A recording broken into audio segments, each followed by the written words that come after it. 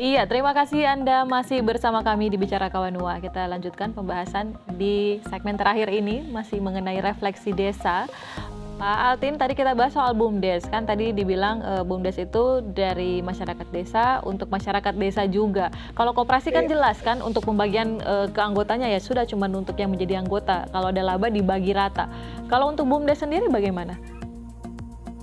Jadi untuk BUMDes memang diatur di dalam undang-undang, apalagi sekarang pemerintah sudah mengatur lewat peraturan presiden terkait dengan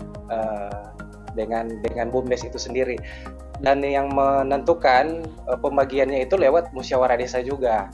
Jadi dari total penghasilan atau laba yang itu bisa digunakan untuk peningkatan pendapatan asli desa atau penambahan modal untuk BUMDes itu sendiri, bisa juga untuk tunjangan prestasi kerja bagi direktur dan pengelola, bisa juga untuk dana sosial, dan bisa untuk dijadikan pendapatan asli desa. Jadi tergantung dengan ADART yang disusun oleh musyawarah desa itu.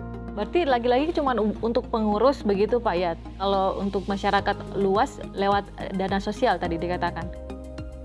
Iya, bisa diformulasikan lewat dana sosial atau dijadikan sebagai pendapatan asli desa. Kalau dia dimasukkan ke dalam pendapatan asli desa itu dimusyawarahkan untuk digunakan untuk kegiatan apa. Nah, kalau untuk di Sulawesi Utara sendiri kira-kira Pak ada contoh BUMDes yang baik, yang maju begitu? Yang bisa jadi contoh? Iya.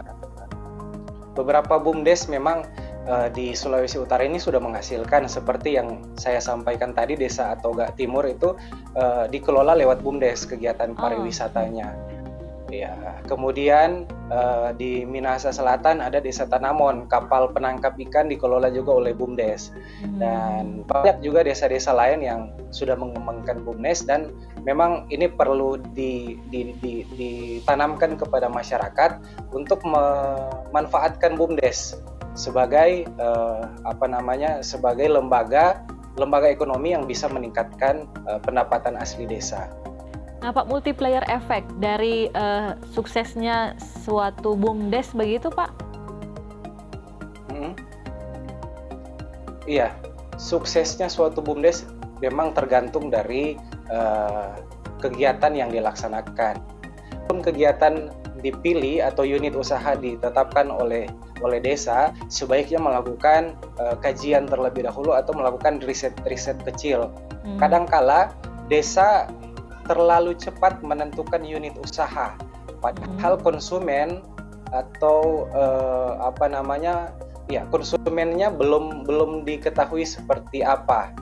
Ada beberapa contoh BUMDes yang kolaps pada tahun-tahun pertama karena salah menentukan kegiatan usaha. Ya, kurang perencanaannya begitu. Betul, perencanaan. Baik. Dan sebenarnya kita berharap dari perguruan tinggi bisa terlibat dalam kegiatan-kegiatan pembangunan yang ada di desa. Misalnya pendampingan dari perguruan tinggi yang selama ini masih jarang kita lihat terjadi, kerjasama antara perguruan tinggi dan pemerintah desa. Kita berharap itu. Tapi sudah ada permintaan begitu dari pemerintah setempat ke perguruan tinggi yang ada misalnya? Selama ini baru pada tahap kegiatan rutin, misalnya kegiatan KKN, dan itu masih terlalu umum. Kalau bentuk kerjasama masih jarang kita temukan. Baik. Pak Altin, yang terakhir mungkin ada harapan-harapannya atau imbauan untuk pemerintah desa dan juga masyarakat desa terutama yang ada di Sulawesi Utara. Ya, jadi Bapak Ibu pemirsa Kawanua TV, Dana Desa ini merupakan program pemerintah pusat, dan seperti program-program tahun sebelumnya kita melihat ada PPID, ada NPM, yang mana pada tahun-tahun ini program itu sudah tidak ada atau tinggal menjadi kenangan. Dana Desa juga mungkin di tahun-tahun selanjutnya akan menjadi kenangan atau tidak lagi menjadi program pemerintah pusat. Nah, saat ini ketika dana desa masih diberikan kepada desa, manfaatkan sebaik-baiknya untuk digunakan sebagai kegiatan produktif. sekali lagi dana desa ini hanya merupakan stimulan.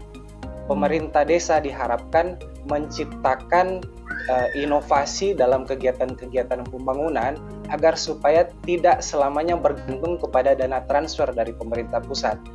Jangan-jangan dana desa ini diberhentikan oleh pemerintah jika desa sudah memanfaatkan dengan kegiatan-kegiatan yang produktif, yang memberikan nilai tambah kepada masyarakat, maka kita tidak akan takut ketika pemerintah memberhentikan program ini. Tapi desa akan mendapatkan manfaat yang luar biasa ketika dimanfaatkan untuk memberikan nilai tambah kepada masyarakat desa. Oke, itu saja Pak. Ya, Baik. yang terakhir mungkin pergi ke Semarang bersama-sama. Jangan lupa membawa senjata. Jika kita bekerja sama, desa maju, rakyat sejahtera. Iya. Jadi sekali lagi itu ya, ayo ciptakan inovasi karena tidak selamanya ini dana desa akan dikucurkan, tahu-tahu tiba-tiba diberhentikan, desa sudah bisa mandiri begitu ya. Itu yang disampaikan oleh Pak Altin Swalang selaku praktisi pemerintahan desa. Sampai di sini dulu perjumpaan kita di Bicara Kawanua edisi kali ini. Saya Regina pamit undur diri, Kawanua TV, Torang PTV, sampai jumpa.